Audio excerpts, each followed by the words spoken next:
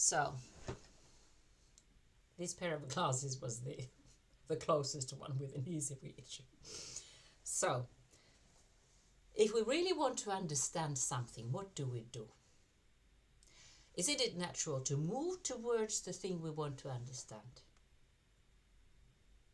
We start looking at it very, very, very closely. Be it some, whatever, it could be a form, something, or a thing arising in our minds, a subject we want to look into, etc., etc. So we want to go close.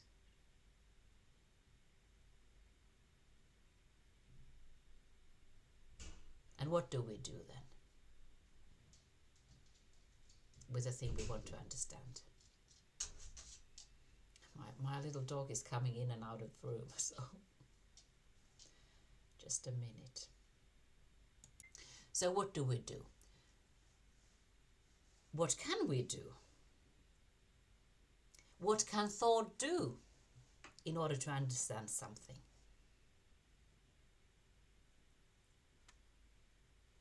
Because most of us live identified with thought,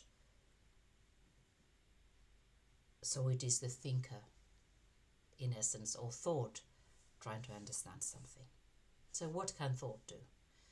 It can start gathering knowledge about the thing it wants to understand. It can analyze the thing, define it, etc.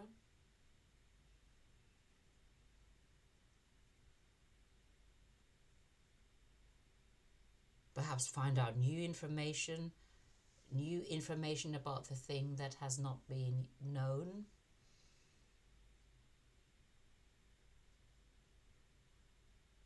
Thinking about some scientific research, for example. But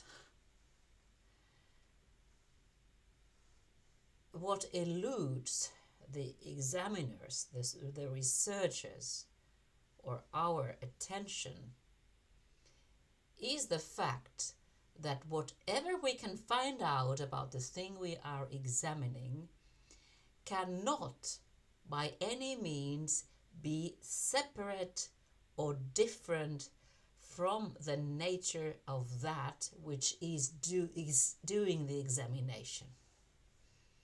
So the examiner is the examined. The thinker is the thought.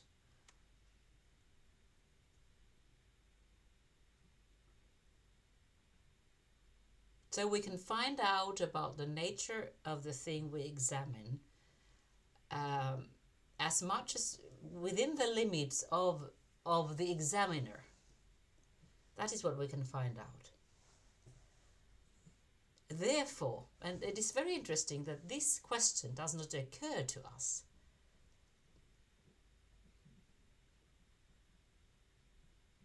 So instead of questioning the nature of the examiner, we focus on examining something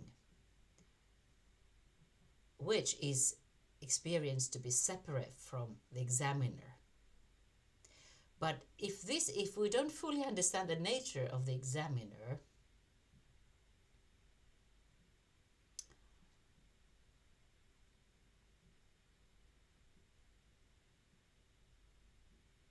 we can never be in intimate contact, which is understanding, with whatever we examine.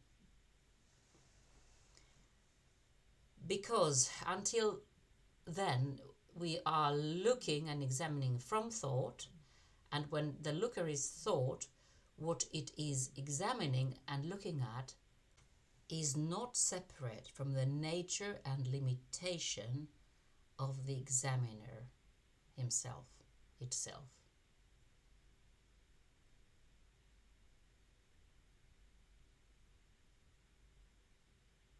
So in other words, as much as we can understand of the nature of the examiner, thinker,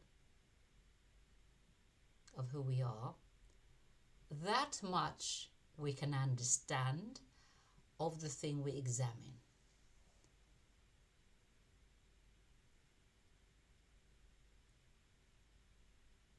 Wow. Wow, wow, wow.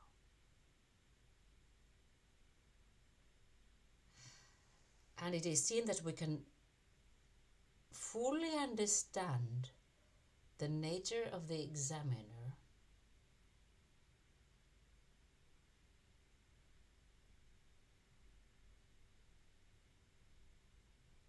so fully see the nature of thought that puts together and creates the whole of consciousness.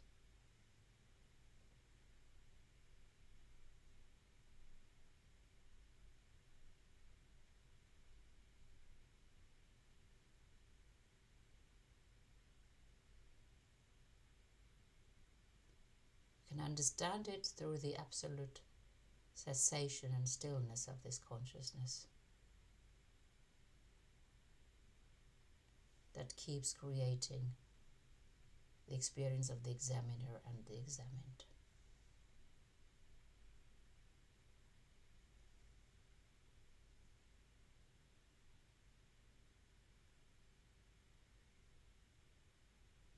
That is when we truly understand what we are.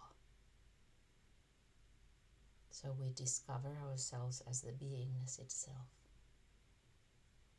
without any limits, borders, divisions.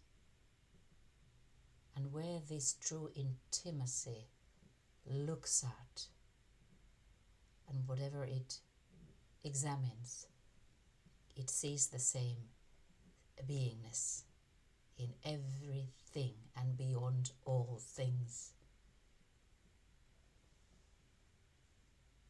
That is what happens when we really, really want to understand something with the whole of our